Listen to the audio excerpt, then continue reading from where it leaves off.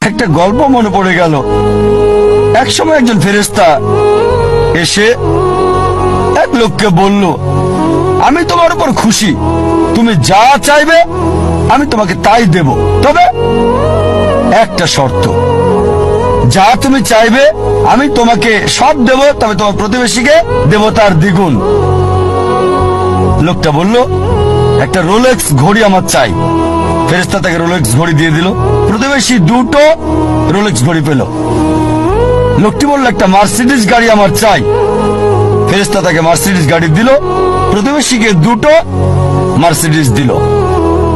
লোকটি বলল, একটা সুন্দর বড় বাংলো চাই। ফেরেশতা তাকে সুন্দর বড় বাংলো দিল। তার প্রতিবেশীকে দেওয়া হলো দুটো সুন্দর বড় বাংলো। লোকটি পরে বলল, দয়া করে আমার শেষ ইচ্ছাটা তুমি পূরণ করে দাও। কি সেটা? আমার একটা চোখ তুমি নষ্ট করে দাও, যাতে কিছু আমি চোখে না দেখতে পাই।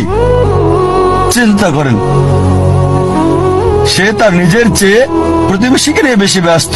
তার জীবন সহজ কিন্তু জটিল সেটা ভাবছে না সে। প্রাচুর্য কি দারিদ্রতা যাই থাকুক, সে বেশি চিন্তিত তার প্রতিবেশীর চেয়ে ভালো জীবন যাপন করা নিয়ে।